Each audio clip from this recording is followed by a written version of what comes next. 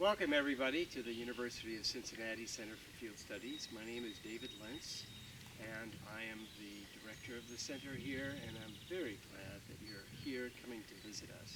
A lot of people ask me, what does a field station do? Why do universities have field stations? And the answer is that we have them for educational purposes, and also we have them for research projects. And you're going to be talking to some of our scientists later on in the program. And also, we will be talking about classes, and we'll be talking about what people come here to learn. And this is sort of an outdoor classroom for the university. We do have classes inside, but we have opportunities for people to do research and experimentation and take classes where they can really put their hands on things. And that's what this place is all about, hands-on learning. So I hope you enjoy.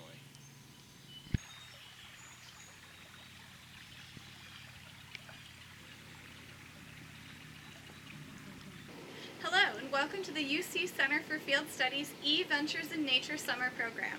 I'm your host, Alex Golden, and today we'll be exploring and engaging with different kinds of nature all around the field station and in your own backyards. Today we'll be going down to Howard's Creek and looking at the ecosystem there. An ecosystem is comprised of two factors, abiotic and biotic. So your abiotic factors are all of the non-living parts of the ecosystem. So that includes the weather, temperature, and the geography of the area. And biotic factors are anything that's living, so the plants and animals that call that place home. Down at Howard's Creek, we'll be looking at mostly macroinvertebrates there. These can be used as an indicator species. An indicator species is something that has different levels of pollution tolerance, so it can be used to measure the health of an ecosystem based on what kinds of plants and animals you find there. So while we're here at Howard's Creek today, we're going to start turning up some rocks and looking for all of the little critters that live underneath them in the stream. We're going to have the kick net facing downstream, and we're going to turn up some rocks in front of it from upstream and try and disturb the sediment a little bit and see if we can get any critters to go into the kick net so that we can then look at them and see what they are. Flip this big flat rock up and see if we can disturb what's all is underneath it.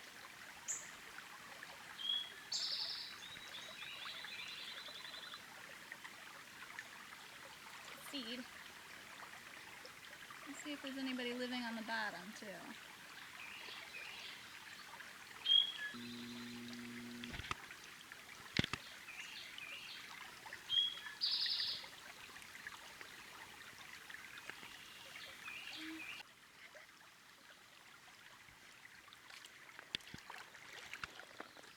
We did get one little guy out of our kick net. We'll have to take a look at our info sheet to see what he is in a sec. So after looking at our identification sheet, it looks like this is a black fly larva.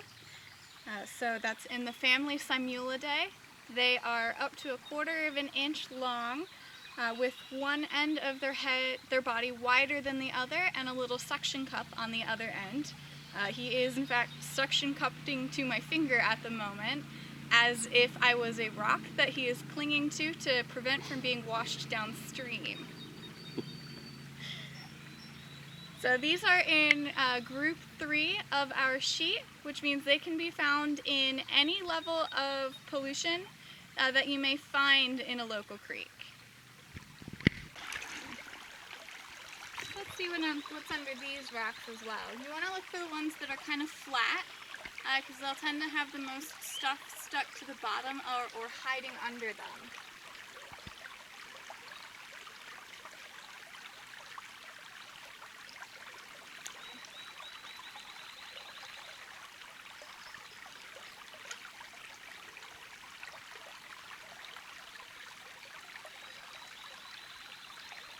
And we do have more of this aggregate that's probably from caddis fly larvae trying to form a cocoon around themselves and protect them from the waters of the current. And there's actually a snail under this one. These can fall under one of two groups. So depending on the species of snail that this is, it's either an indicator that the water here is very clean, or they're an incredibly resilient species which serves as a filter to help clean the water. So we can take this guy over to our fact sheet and see what he is. We can identify this as some kind of pond snail in the family Gastropoda. He is actually an air breather, and he is an indicator that the creek is not particularly anything special so far. He is in our group 3, so he can live in any level of pollution that is in the water. This is in large thanks to his ability to breathe air, so he doesn't have to rely on filtering the water as much. If you're very patient while you're out here looking around in the creek, you might even be able to catch some fish. Little minnows and darters really like to live in the riffles, the fast-moving areas of these creeks, and they are very important. They'll eat lots of little bugs, mosquito larvae, taking care of part of the cycle of life. While you're out at the creek, don't forget to look for things that may leave a sign but you won't find alive while you're out. One such example is this crayfish molt that I found down at the creek. Crayfish are in group 2, or somewhat tolerant of pollution. Crayfish are omnivores, which means they will eat both plants and animals. Don't forget to keep your eyes peeled for birds or mammals that may come down to the creek but you won't catch in your kick net.